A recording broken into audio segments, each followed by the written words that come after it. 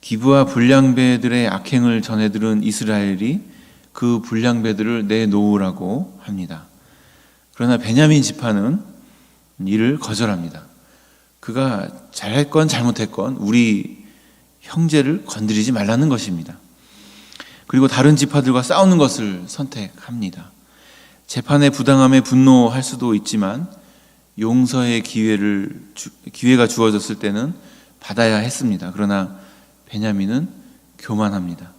힘이 있으니 선악도 정의도 스스로 결정할 수 있다고 생각합니다.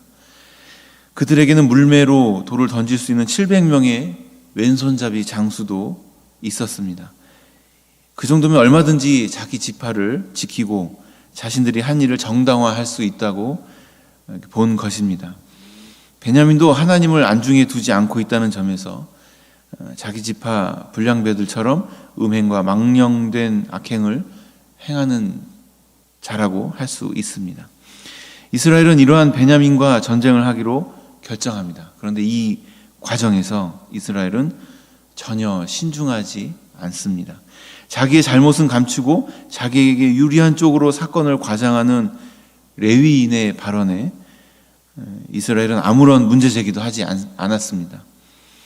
모세 율법에 의해 두세 증인을 세워야 하는데도 불구하고 기본적인 재판의 원칙도 지키지 않았습니다.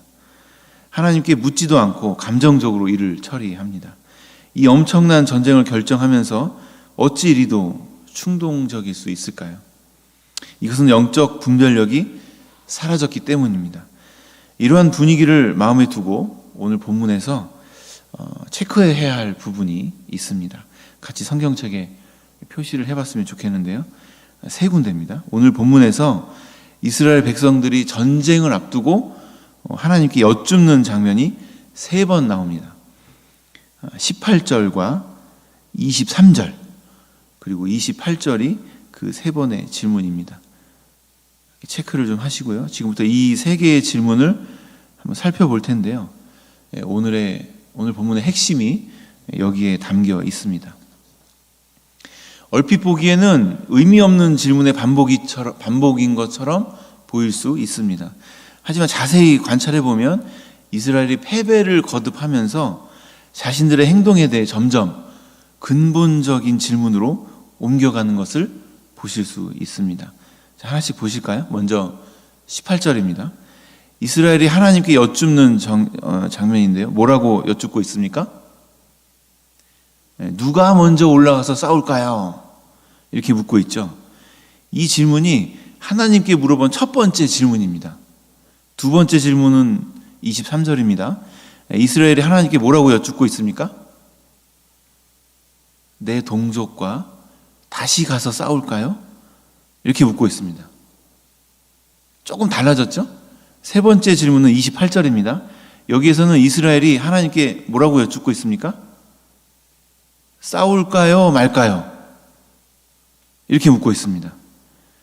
그러니까 첫 번째 질문에서는 전쟁을 하겠다는 자신들의 뜻을 이미 정해놓고 하나님께 누가 먼저 올라가야 되냐고 묻는 것입니다. 그러니까 이 질문의 밑바탕에는 베냐민과의 전쟁을 벌이는 것이 당연하다 이런 생각이 깔려 있습니다. 처음에 이스라엘은 기브아의 불량배를 넘겨주면 악을 제거하고 간단히 끝날 일이라고 생각했습니다. 그러나 베냐민 지파가 이를 거부하였고 또 그렇기 때문에 베냐민과 전쟁하는 것이 당연하다고 생각한 것입니다. 따라서 전쟁에서 이기는 것도 당연하다고 생각했습니다. 우선 악을 제거해야 된다는 명분이 분명했습니다. 그런 명분을 하나님도 인정하실 것이라고 생각했습니다. 게다가 수적으로도 비교할 수 없을 정도로 우세했습니다. 이스라엘은 40만 명이었고 베냐민은 26,700명이었으니 싸워서 진다는 것은 상상할 수도 없는 일이었습니다. 그래서 하나님께 누가 먼저 나가야 되냐고 이렇게 질문하는 것입니다. 어쩔 수 없이 하나님은 그 질문에 대답을 해 주십니다. 그러나 이스라엘은 크게 패했습니다. 하나님이 기뻐하실 명분을 들고 수적으로도 우세했는데 그리고 또 하나님께 기도하고 하나님이 시키는 대로 나가서 싸웠는데 왜 졌을까요? 그 이유는 간단합니다. 하나님이 이 전쟁을 원하지 않으시기 때문입니다. 이스라엘의 질문이 틀렸기 때문입니다. 제대로 된 기도를 하지 않았기 때문입니다. 그럼 어떻게 기도해야 될까요? 하나님께 무엇을 물어봐야 될까요? 이스라엘이 전쟁에 나갈 때까지의 상황을 잘 보면 하나님은 하나도 보이지 않습니다. 하나님께 묻지도 않고 베냐민을 치는 것이 하나님의 뜻에 맞는 것인지 고민해 보지도 않습니다. 이것이 결정적인 실수입니다.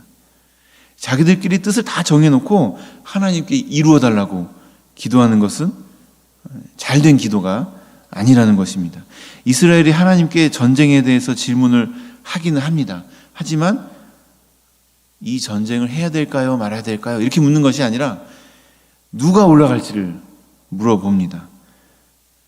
전쟁하는 것은 당연히 하나님의 뜻이라고 착각한 것입니다. 그러니까 하나님은 가나안과의 전쟁만 허락하셨지 이스라엘 내에 있었던 문제를 해결하기 위해서 전쟁을 하라고 하신 적이 없었습니다. 이스라엘은 객관적인 전력상 베냐민을 이길 수 있다고 자신한 것입니다. 양쪽 진영 모두 하나님의 허락을 받지 않고도 스스로 자신이 있었습니다.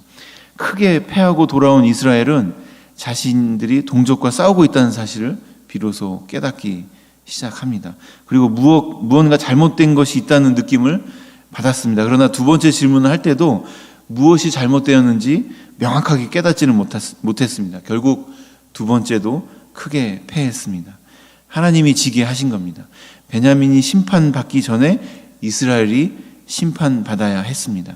하나님을 신뢰하지 않는 점에서는 베냐민이나 레위인이나 이스라엘이나 기브아나 50보 100보이기 때문입니다. 그제서야 이스라엘은 전쟁이 하나님의 뜻이 아닐 수도 있겠다, 이런 가능성을 고려하기 시작합니다. 그리고 그제서야 하나님 앞에 나와 울며 회개하고 금식합니다. 번제와 화목제로 정결하게 한 뒤에 다시 하나님께 묻습니다. 세 번째 질문입니다. 하나님, 우리가 싸워야 될까요? 말아야 될까요? 사실은 이 질문이 가장 먼저 해야 할 질문입니다. 하나님, 이 일을 해야 할까요? 말아야 할까요? 하나님의 뜻은 어디에 있습니까? 우리는 하나님이 하라고 하시는 일만 해야 합니다. 아무리 정의를 세우고 사랑을 실천하는 일이라 할지라도 하나님이 하지 말라고 하면 하지 말아야 합니다. 우리는 평소에 목표를 세우기 전에 기도하고 있습니까? 아니면 목표와 계획을 다 세워놓고 그것을 인정해달라고 기도하고 있습니까? 우리는 보통 자기 나름대로 목표와 계획을 다 세워놓고 하나님 이루어주세요, 이렇게 기도하곤 합니다. 하나님과 상관없이 자기가 계획하고 이루고자 하는 일이 무조건 하나님의 뜻이라고 생각하는 것은 참으로 위험합니다. 이것이 큰 실수라는 것을 오늘 본문에서 확실하게 깨달을 수 있습니다. 내가 하고 싶은 것을 정해놓고 그것을 이루기 위해 계획을 세운 다음 하나님께 기도할 것이 아니라 무엇이 하나님의 뜻인지 먼저 기도하고 여쭈어야 합니다. 그리고 성경을 통해 하나님의 뜻이 무엇인지, 무엇이 정의이고 무엇이 사랑인지 신중하게 분별해야 합니다. 그 신중한 자세는 성경을 늘 가까이 하는 자세로 드러납니다. 그리고 하나님의 뜻을 구하는 간절한 기도로 드러납니다. 우리는 어떻습니까? 하나님께 해야 되냐고 묻지도 않고 사업을 벌립니다. 그리고 기도하죠. 하나님, 장사가 잘 되게 해주세요. 하나님께 묻지도 않고 취업을 합니다. 그리고 기도하죠. 하나님, 제가 맡은 일 잘 되게 해주셔서 빨리 승진하게 해주세요. 하나님께 묻지도 않고 대학에 원서를 냅니다. 그리고 기도합니다. 하나님, 이 대학에 꼭 붙여주세요. 그러면 제가 어떻게 하겠습니다. 하나님은 우리의 마음이 하나님으로 가득하기를 원하십니다. 그래서 우리가 무엇을 하든지 어디에 있든지 하나님께 묻고 하나님과 함께 하기를 원하십니다. 그러나 우리의 본성상 우리는 하나님께 마음을 드리기가 쉽지 않습니다. 결국 고난과 역경을 통과한 후에야 비로소 하나님께 마음을 드리고 그분 앞에 머물게 되기 일쑤입니다. 저와 함께 제자 훈련을 했던 분이었습니다. 훈련 과정에서 자연스럽게 여러 가지 기도 제목을 나누었습니다. 정확하지는 않았지만 제가 보기에는 최소한 그분은 그다지 기도를 열심히 하지는 않았던 분이었습니다. 그러던 어느 날 하나님이 그분의 인생을 만지기 시작하셨습니다. 다른 사람과의 관계에 금이 가면서 이분은 어떻게 해야 할지 모르겠다는 그런 말씀을 하셨습니다. 그래서 저는 금식과 철야 기도를 권하였습니다. 이 과정을 통해 그분은 지금까지 하나님의 음성을 사모하며 하나님께 집중해 본 적이 없다는 것을 깨달았습니다. 결국 성경을 읽고 기도하며 하나님을 의지하는 사람으로 변화했습니다. 평소 같으면 친구를 만나서 수다를 떨거나 TV를 켜고 드라마를 보셨을 뿐인데 하나님이 기뻐하실 만한 일을 구하며 기도하는 사람으로 바뀌었습니다. 마침내 하나님이 주시는 마음을 따라 어떻게 해야 할지를 알게 되었습니다. 그래서 내 잘못이 아니라는 것을 증명하기 위해 또 다른 갈등을 일으키는 것이 아니라 인내하고 기다리며 기도하기로 결정하셨습니다. 그렇게 시간이 흘러서 그 관계에 대해서 제가 여쭈어 보았습니다. 그 관계는 끝내 회복되지는 않았습니다. 그러나 최소한 그분은 그 관계가 깨짐으로 인해서 상처를 받지는 않으셨습니다. 왜냐하면 하나님께 묻는 과정을 통해 하나님 앞에 합당한 선택이 무엇인지 알게 되었고 하나님을 더 깊이 경험하는 영적인 성장이 있었기 때문입니다.